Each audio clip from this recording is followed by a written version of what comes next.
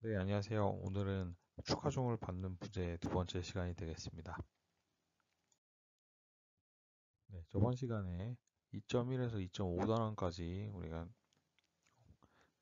수업을 진행을 했었습니다. 그래서 2.1에서는 추가종을 받는 추가종의 정의, 그다음 부재에 대해서 한번 배워봤었고, 2.2와 2.3에서 조건의 변함에 따라서 어떤 식으로 길이 변화가 생길지에 대해서 한번 봤습니다. 2.4에서는 부정전 구조물에 대해서 얘기를 했었는데, 정전 구조물이 평형 방정식을 이용해서 모든 것을 계산할 수 있는 그런 구조물들을 얘기를 했었고, 부정전 구조물은 평형 방정식만으로 안 돼서 이제 적합 방정식이라고 추가적인 방정식을 활용을 해서 미지수를 구할 수가 있었습니다. 2.5단원에서는 열 효과로 이제 온도 변화에 따라서 어떤 추가적인 하중이 작용한다라고 생각을 했었고, 이 하중, 열 하중을 바탕으로 해서 열 변형률과 열 응력을 구할 수가 있었습니다. 자, 이번 시간에는 2.6, 2.7로 이제 경사면에서의 응력과 이제 변형 에너지에 대해서 한번 배워보도록 하겠습니다. 네, 첫 번째로는 이제 경사면에서의 응력에 대해서 한번 배워보도록 하겠습니다.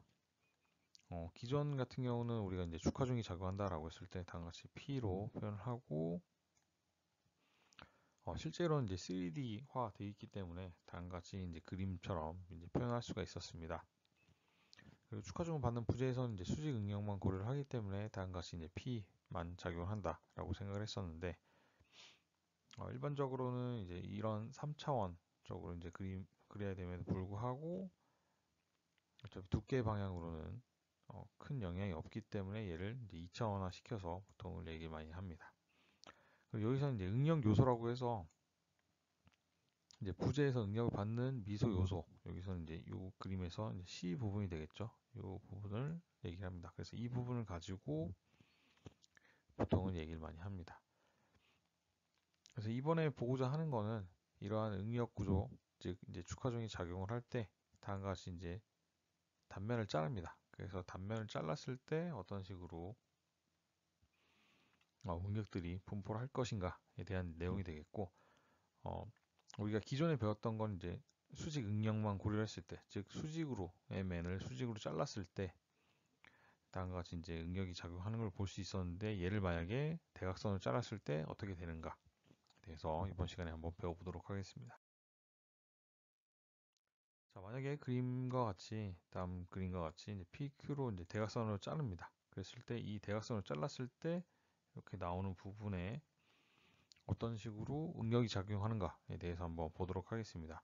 그래서 만약에 이렇게 잘랐을 때 우리는 축하중이 P처럼 이렇게 작용을 할 때 수직 방향으로는 수직 응력이 작용을 할 거고, 이제 면 방향, 즉 면내 방향으로는 V라고 하는 전단력이 작용을 하게 될 것입니다. 그래서 경사면에서 작용한 힘으로는 수직력과 전단력 이런 것들이 작용을 하게 될 거고, 이게 각각 인장과 반시계 방향이 양의 방향이 되게 되겠습니다. 그래서 이 방향에 대해서도 매우 잘 알아둬야 됩니다. 이제 헷갈릴 수가 있는데 이 부분에 대해서도 잘 생각을 해두고 어느 방향이 양의 방향인지 잘 생각을 해두시면 좋을 것 같습니다.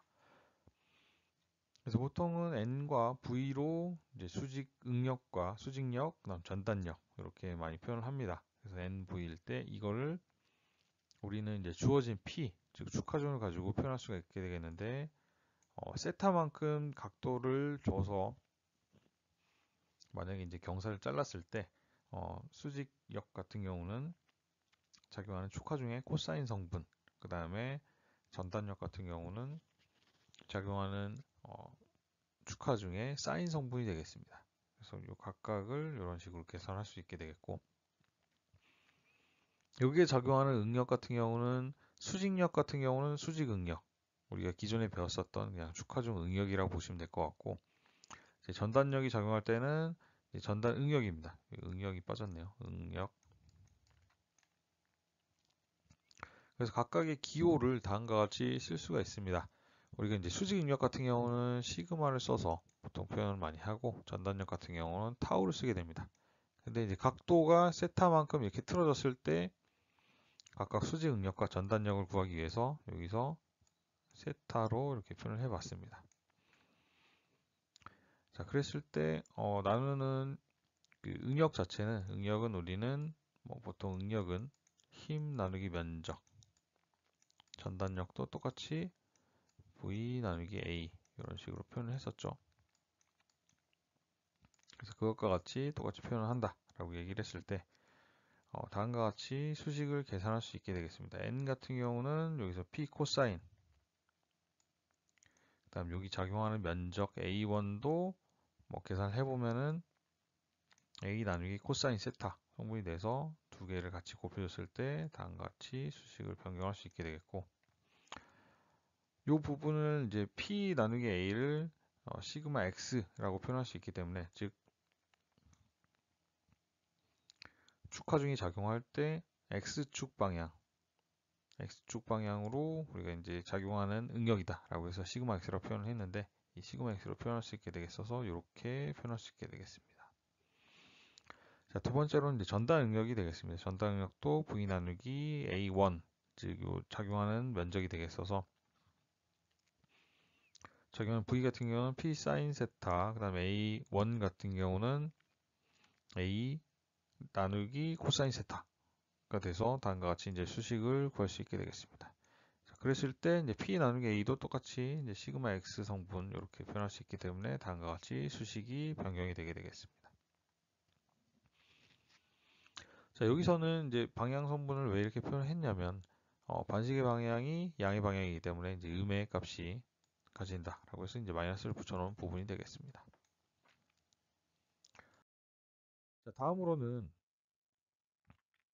방금과 같이 이제 시그마 세타, 그 다음에 타우 세타가 만약에 이제 각도가 변경이 됐을 때, 지금 같은 경우는 특정 각도, 그냥 이렇게 세타만큼 틀어졌다라고, PQ를 세타만큼 틀어졌을 때 어떤 식으로 될 것인가에 대해서 한번 봤었는데, 만약에 세타를 변경해 가면서 그래프를 그렸을 때는 이 왼쪽 그래프와 같이 그래프를 확인할 수가 있습니다. 그래서 각각의 값에 대해서 한번 생각을 해보면은, 최대 수직 응력을 가질 때는 세타가 0일 때, 이때가 되겠죠. 그래서 이때 최대값은 시그마 x가 되겠고, 두 번째로 이제 전달 응력에 대해서 한번 본다 그러면, 전달 응력 같은 경우는 요 그래프가 되게 되는데, 이때 같은 경우는 45도일 때, 이때일 때 최대값 이렇게 가진다라는 것을 생각을 해두면 될 것 같습니다. 그래서 만약에 응력 요소를 다음과 같이 A, B로 봤을 때, A 같은 경우는 세타가 0일 때입니다. 세타가 0일 때는 다음과 같이 보면은 최대 소진 응력은 그냥 시그마 X만 작용을 합니다. 이렇게. 근데 만약에 이 응력 요소를 45도만큼 틀었을 때 어떻게 될 것인가를 한번 보게 되면, 그 C 그림과 같이 이렇게 표현이 될 수가 있습니다. 그래서 이 방향으로 이렇게 2분의 시그마 X만큼 작용을 한다라는 부분이 되겠습니다.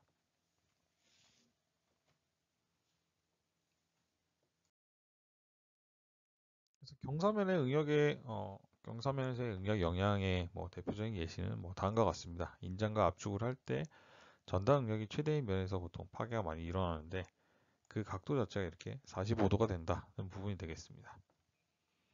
그래서 그거는 이제 앞서 이제 그래프로도 봤을 때 전단 응력이 최대가 될 때가 이제 45도가 되다 보니까 그때가 가장 많이 파괴가 일어나게 되겠고, 우리가 일반적으로 뭐 분피를 생각해 보시면은 쉽게 생각을 할 수 있게 되겠습니다. 분피를 만약에 뭐 잡아당기게 된다라고 했을 때, 그 잡아당겼을 때 파괴되는 면 자체가 다음과 같이 이제 45도 각도로 파괴가 됩니다. 그래서 그 부분을 잘 생각해 두시면 될 것 같습니다. 다음으로는 예제입니다. 그래서 간단한 그냥 예제인데, 만약에 다음과 같이 작용한 면이 있다라고 했을 때, P가 뭐 90kN만큼 압축을 가하게 됩니다. 압축을 가했을 때 이 PQ로 잘랐을 때 이제 세타 25도를 줬고, 이때 PQ에 작용하는 응력에 대해서 한번 보도록 하겠습니다. 그래서 이 P를 여기서 작용하는 V 성분과 N 성분, 즉 수직력과 전단력으로 각각 계산할 수 있게 되겠는데, 이 부분을 계산하게 되면 이제 다음과 같이 이제 구할 수 있게 되겠습니다. 그래서 이 값을 바탕으로 여기에 작용하는 수직 응력 시그마 세타와 타우 세타를 구할 수 있게 되겠는데, 이거는 이제 수식, 우리가 앞서서 수식을 적었었죠. 다음과 같이 수식을 적었는데 이 수식을 바탕으로 계산을 하면 되겠고, 그래서 그 부분을 바탕으로 우리가 다음과 같이 작용하는 수직 응력, 그 다음에 전단 응력을 구할 수 있게 되겠습니다. 그래서 이런 값들은 보통 이제 시그마 x, 즉 x축 방향, 축 방향으로 작용하는 이 부분에서의 이제 응력을 가지고 많이 계산을 하기 때문에 시그마 x만 알고 있으면은 뭐 세타 성분, 즉 세타를 얼마만큼 잘랐을 때 어떻게 될 것인가를 쉽게 판단할 수 있게 되겠습니다. 그래서 만약에 이제 응력 요소에서의 모든 응력 상태를 구한다라고 했을 때 어떤 식으로 표현할 수 있게 되겠는가에 대해서 한번 보도록 하겠습니다. 그래서 이 경사면에서 응력에서 가장 중요한 부분은 바로 이 부분이 되겠습니다. 응력 요소를 어떻게 표현할 수 있게 되겠는가? 응력 요소의 모든 응력 요소. 그래서 여기서의 이제 모든 응력 요소라는 거는 바로 이 전단과 수직 응력 모두 표시하는 부분이 되겠습니다. 그래서 이게 표준 형태라고 보시면 되는데, 뭐 다음과 같이 이제 수직력, 수직력 이렇게 어떻게 작용할 것인가? 그 다음에 여기서의 이제 전단 응력 어떻게 될 것인가? 그 다음에 여기서의 이제 각도, 이 각도에서 어떻게 되는가? 이 부분에 대해서 다음과 같이 표현을 하게 된다라고, 네, 이렇게 표현이 됩니다. 다음 단어는 이제 변형 에너지 부분이 되겠습니다. 변형 에너지 같은 경우는 우리가 정하중, 스태틱 로드가 작용을 할 때 길이 변화가 생길 텐데, 이 길이 변화가 생김으로 해서 일이 발생을 합니다. 그래서 이 일에 대해서 어떤 식으로 표현할 수 있게 되겠는가에 대한 부분이 되겠습니다. 그래서 하중이 가해지는 동안 작용점이, 즉 이렇게 작용점이 이렇게 이동을 하게 됩니다.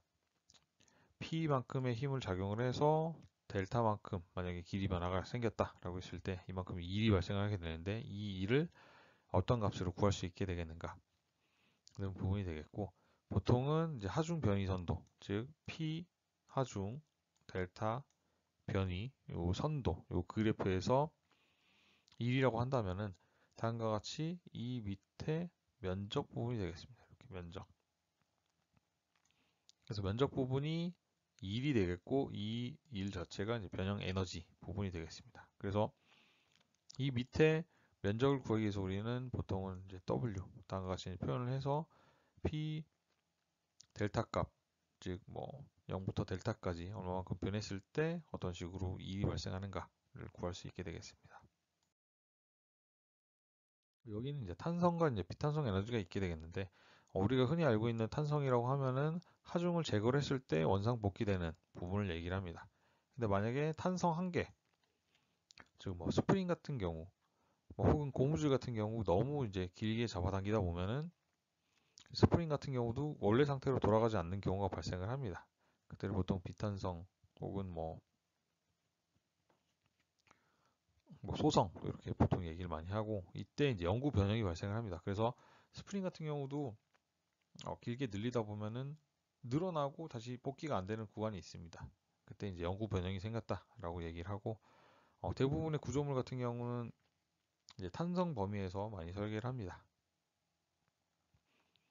그래서 이제 탄성과 비탄성 에너지 같은 경우는 다음과 같이 뭐 볼 수가 있습니다. 만약에 어느 정도 일부 기관, 만약에 이제 탄성 구간이다라고 했을 때는 이 전체적인 에너지가 다 탄성 에너지가 되겠는데, 만약에 이제 비탄성 구간까지 넘어갔다라고 했을 때 일부 에너지는 다음과 같이 비탄성 에너지가 되겠고, 나머지 구간은 이제 탄성, 이렇게 이쪽은 탄성 에너지 구간이 되겠습니다.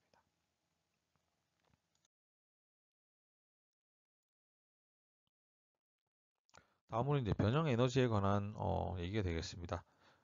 그러니까 변형 에너지인데 첫 번째로 이제 보게 될 건 이제 선형 탄성일 때, 선형탄성이란 거는 앞서 봤었던 그림 중에 일부분이라고 생각을 하시면 될 것 같습니다. 다음과 같이 이제 이렇게 잘랐을 때 이쪽이 이제 선형 탄성을 선형으로 이제 이동을 하게 될 텐데, 만약에 이제 재료가 후계 법칙을 따르는 경우 다음과 같이 이제 쉽게 표현할 수 있게 되겠습니다. 변형 에너지는 뭐 1과 같고, 이거는 2분의 P 델타로 볼 수가 있게 되겠습니다.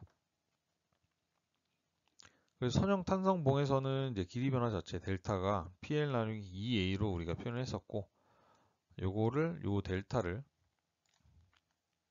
이렇게 요 델타에다가 만약에 입력을 해주게 되면은 변형 에너지 U 자체는 2A분의 P제곱 L이 되겠고, 요거를 이제 뭐 델타에 관해서 표현한다라고 하면 2L분의 2A 델타 제곱 이렇게 표현이 되게 되겠습니다. 만약에 이제 불균일한 봉 같은 경우, 우리가 이제 불균일 조건에서 이제 봉을 봤었죠.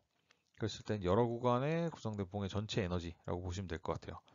그래서 각각 봉이 이제 불균일 조건일 때 변형이 일어난다라고 했을 때 에너지는 어떻게 될 것인가인데, 각각별로 이렇게 구간을 나눠서 이제 계산을 해준다라고 생각하시면 될 것 같습니다. 각 구간에서의 변형 에너지 합.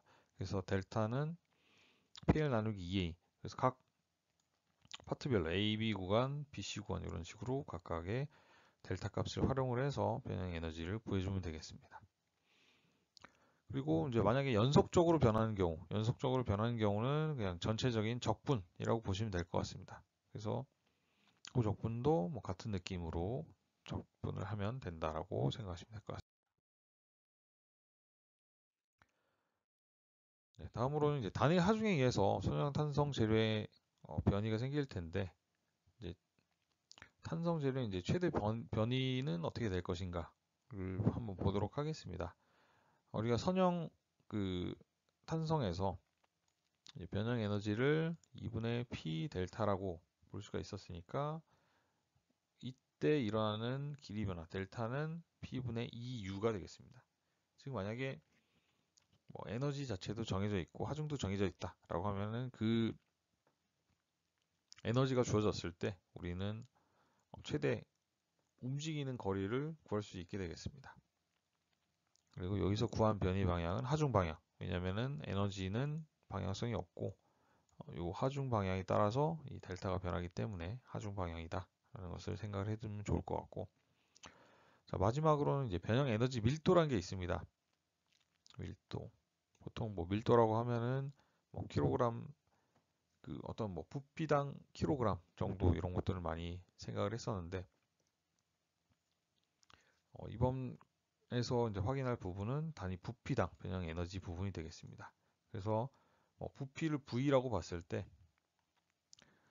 뭐 그런 거죠. 이렇게 뭐 봉이 있다라고 했을 때 요 면적이 A, 그다음 길이가 만약에 L이다라고 했을 때 부피는 AL이 될 겁니다. 그래서 AL분의 U, 요 값을 우리는 이제 단위 부피당 변형 에너지, 그래서 변형 에너지 밀도로 볼 거고, 요건 이제 소문자 U를 써서 계산을 할 겁니다. 그래서 이것도 뭐 이제 두 가지로 보통 나눠서 계산을 많이 하는데, 이거 같은 경우는 뭐 하중을 변화시킬 거냐 아니면은 뭐 길이 변화에 대해서 한번 표현을 해볼 거냐, 이 부분이 되겠습니다. 그래서 뭐 각각에 대해서는 그러니까 이런 식으로 나눠서 이제 표현할 수 있게 되겠고, 이 부분에서 우리가 이제 잘 알고 있는 PA, 즉 A 나누기 P, 요거는 이제 시그마로 봤기 때문에 이 부분을 시그마로 치환을 해서 다음과 같이 표현할 수 있게 되겠고, 두 번째로는 L분의 델타, 이거 같은 경우는 이제 입실론 표현을 했기 때문에 이런 식으로 이제 입실론으로 표현할 수 있다는 부분이 되겠습니다. 그래서 각각 뭐 유리한 부분으로, 계산하기 유리한 부분으로 바꿔서 계산을 해주면 되겠고, 여기서 이제 뭐 탄력계수라는 부분이 나오게 되는데, 탄력계수는 비례 한도까지 흡수 방출하는 에너지 전체를 얘기를 하게 되겠습니다. 그리고 뭐 인성이라고 해서 이거 같은 경우는 뭐 재료적 특성 부분이 되겠는데, 인성 같은 경우는 터프니스라고 얘기를 할 거고, 파단될 때까지 흡수하는 에너지 부분이 되겠습니다. 그래서 이거 같은 경우는 뭐 실험적으로도 많이 분석을 합니다. 실험적으로 어떤 재료에 대해서 파괴가 일어날 때 얼마만큼 에너지를 흡수하는가, 혹은 이 에너지를 흡수했을 때 파괴가 일어나는가, 이런 부분에 대해서 보는 게 이제 인성이다 라고 생각을 하시면 될 것 같습니다.